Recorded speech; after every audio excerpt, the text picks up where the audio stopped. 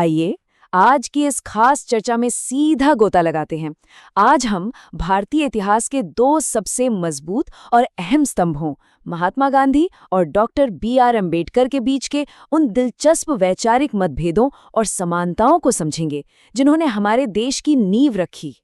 एक बहुत ही दिलचस्प सवाल से शुरुआत करते हैं।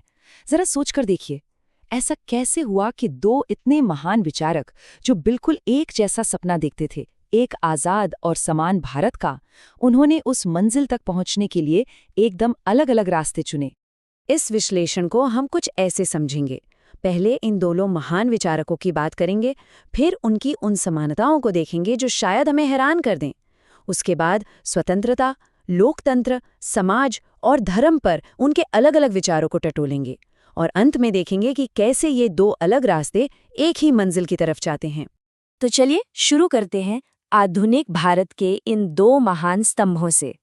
इतिहास के पन्नों को पलटें तो समझ आता है कि महात्मा गांधी और डॉक्टर बी.आर. अम्बेडकर सिर्फ नेता या एक दूसरे के विरोधी नहीं थे। सच तो ये है कि भारतीय स्वतंत्रता संग्राम और समाज सुधार के ये दो ऐसे जरूरी स्तंभ थे जिनकी आपसी बहसों और विचारों ने उस पूरे दौर को एक नई दिशा दी। अब उनके मशहूर मतभेदों पर बात करने से पहले जरा उन समानताओं पर नजर डालते हैं जहां वे बिल्कुल एक साथ खड़े थे। ये बात बहुत दिलचस्प है कि दोनों ही नेताओं का पक्का विश्वास था कि समाज और राजनीति में बदलाव किसी दबाव से नहीं बल्कि शिक्षा के जरिए आना चाहिए।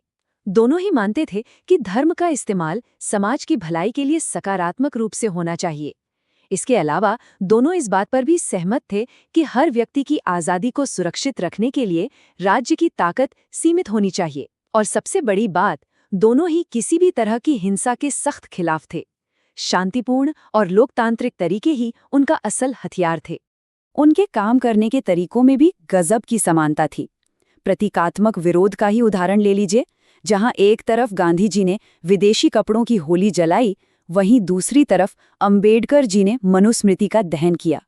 दोनों ही मामलों में उन्होंने उन चीजों को निशाना बनाया जो उनके हिसाब से भारत की गुलामी और शोषण का प्रतीक थीं।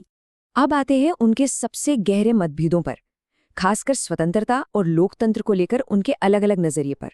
यहीं से सबसे बड़ा वैचारिक फर्क शुरू होता है। गांधी जी का पूरा फोकस इस बात पर था कि हमें ब्रिटिश सत्ता से अपनी आज़ादी छीननी है, लेकिन अंबेडकर जी का नजरिया अलग था।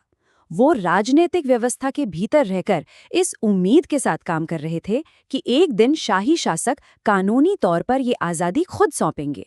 सरकार कैसे चलनी चाहिए, इस पर भी दोनों के विचार बिल्कुल नहीं मिलते थे। अंबेडकर जी संसदीय प्रणाली यानी पार्लियामेंट्री सिस्टम के बहुत बड़े समर्थक थे, जबकि गांधी जी इस पूरे सिस्टम को बहुत शक की निगाह से देखते थे। उन्हें लगता था कि इस व्यवस्था में आम जनता की आवाज दब जाएगी और सिर्फ कुछ चुनिंदा नेताओं का ही दबदबा रह जाएगा। आगे बढ़ते हुए अब बात करते हैं समाज और धर्म की, जहां छुआछूत जैसी कुप्रथा को लेकर उनके बीच सबसे बड़ी वैचारिक टकराहट हुई। छुआछूत जैसी भयानक बुराई को खत्म करने के लिए इन दोनों के तरीके एकदम विपरीत थे। गांधी जी का मानना था कि जो लोग शोषण कर रहे हैं उनका हृदय परिवर्तन होना चाहिए, उन्हें अपने किए का पश्चाताप होना चाहिए। वहीं दूसरी ओर अंबेडकर जी का स्पष्ट रूप से मानना था कि सिर्फ हृदय परिवर्तन काफी नहीं है, शोषित वर्ग को बचाने का एकमात्र पुख्ता उपाय सख्त कानूनी और संवैधानिक अधिकार ही है। इस बुनियादी फर्क ने उनकी पूरी राजनीतिक रणनीति को ही बदल कर रख दिया। गांधी जी अछूतों को हिंदू समुदाय का ही एक अभिन्न हिस्सा मानते थे और वो इस पूरे समुदाय को टूटने से बचाने की कोशिश कर रहे थे। लेकिन अंबेडकर जी उन्हें एक अलग धार्मिक और राजनीतिक अल्पसंख्यक मानते थे, जिनके लिए वे संविधान में विशेष कानूनी अधिकारों की मांग कर रहे थे। इस पर गांधी जी का एक बहुत ही मशहूर और गहरा विचार है। उन्होंने साफ कहा था कि शास्त्रों में छुआछूत की कोई जगह नहीं है। उनका मानना था कि अगर हिंदू धर्म को बचाना है तो छुआछूत को मरना ही होगा। ये उनके लिए एक बहुत बड़ी नैतिक और आध्यात्मिक जिम्मेदारी थी। पर अंबेडकर जी इस बात से बिल्कुल सहमत नहीं थे। जहां गांधी जी ने वर्ण और जाति को अलग अलग माना और कहा कि जाति व्यवस्था हिंदू धर्म का पतन है जिसे सुधारा जा सकता है, वहीं अंबेडकर जी ने पूरे हिंदू धर्म ग्रंथों और जाति व्यवस्था की कड़ी निंदा की। उनका सीधा तर्क था कि इस पूरी व्यवस्था और इसकी नींव रखने वाले ग्रंथों को पूरी तरह खत्म किए बिना कोई भी सुधार मुमकिन ही नहीं है। चलिए अब समझते हैं उनके काम करने के तरीकों और दार्शनिक सोच को, यानी उनके साधन और साध्य को। ये दर्शन शास्त्र की एक बहुत पुरानी बहस है, रास्ता और मंजिल। गांधी जी का दृढ़ विश्वास था कि आपके साधन यानी काम करने का तरीका पूरी तरह पवित्र होना चाहिए, क्योंकि वही आपकी मंजिल तय करता है। इसके बिल्कुल उलट अंबेडकर जी काफी व्यावहारिक सोच रखते थे। उनका तर्क था कि अगर हमारा लक्ष्य न्यायपूर्ण है तो उसे पाने के लिए हर न्याय संगत तरीके का इस्तेमाल करना बिल्कुल सही है।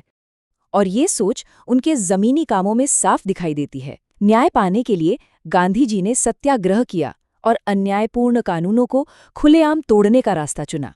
लेकिन अंबेडकर जी ने कभी ऐसा नहीं किया। उन्होंने हमेशा कानूनी दायरे में रहकर संविधान का सख्ती से पालन करते हुए अपने अधिकारों की लड़ाई लड़ी। अर्थव्यवस्था और मशीनीकरण को लेकर भी दोनों के नजरिए बिल्कुल अलग थे। गांधी जी मशीनों के बहुत खिलाफ थे, क्योंकि उनका मानना था कि इससे इंसान की अहमियत कम होती है। वो गांव पर आधारित अर्थव्यवस्था चाहते थे। दूसरी तरफ अंबेडकर जी का नजरिया था कि आधुनिक मशीनें और औद्योगिकरण समाज के लिए बहुत फायदेमंद हो सकते हैं और यही शोषित वर्गों को आजाद करने का बड़ा जरिया बनेंगे। अगर हम ध्यान दें तो उनके संवाद करने का तरीका भी एकदम अलग था, क्योंकि वे अलग अलग लोगों तक अपनी बात पहुंचाना चाहते थे। गांधी जी आम ग्रामीण जनता से उनकी अपनी स्थानीय भाषाओं में जुड़ते थे और हड़ताल या बॉयकॉट जैसे कदम उठाते थे। वहीं अंबेडकर जी का मुख्य काम संविधान समितियों और जटिल कानूनी बहसों में होता था, इसलिए वे मुख्य रूप से अंग्रेजी में ही अपनी बात रखते थे। और अब आते हैं अंतिम पड़ाव पर। दो अलग अलग रास्ते लेकिन एक ही लक्ष्य, आधुनिक भारत का निर्माण। अगर हम उनके इन सारे मतभेदों को एक नज़र में समेटें तो तस्वीर कुछ ऐसी बनती है। एक तरफ गांधी जी हैं जिनका पूरा जोर नैतिक सुधार, ग्रामीण विकास और सविनय अवज्ञा पर था ताकि समाज एक हो सके, और दूसरी तरफ अंबेडकर जी हैं जिनका पूरा संघर्ष संवैधानिक अधिकारों, व्यवस्था को बदलने और अल्पसंख्यकों को कानूनी सुरक्षा दिलाने पर टिका था। लेकिन इस पूरी चर्चा की सबसे अहम बात यह है कि तरीके चाहे जितने भी अलग रहे हों, इन दोनों ही महान नेताओं ने अपनी पूरी जिंदगी एक ही लक्ष्य को समर्पित कर दी, एक आज़ाद, समान और प्रगतिशील भारत का निर्माण। उनके बीच जो भी वैचारिक मतभेद थे वो किसी दुश्मनी की वजह से नहीं थे, बल्कि भारतीय लोगों के बेहतर भविष्य के प्रति उनकी गहरी चिंता और लगाव का नतीजा थे। इस विश्लेषण को खत्म करते हुए आइए एक ऐसे सवाल पर विचार करते हैं जो आज भी हमारे लिए उतना ही प्रासंगिक है। आज के आधुनिक समाज में जो भी राजनीतिक और सामाजिक बहसें चल रही हैं, उनमें गांधी और अंबेडकर के बीच के ये बुनियादी मतभेद आज भी किस तरह गूंज रहे हैं? ये दोनों विचारधाराएं आज भी हमारी सच्चाई को कैसे प्रभावित कर रही हैं? ये वाकई सोचने वाली बात है।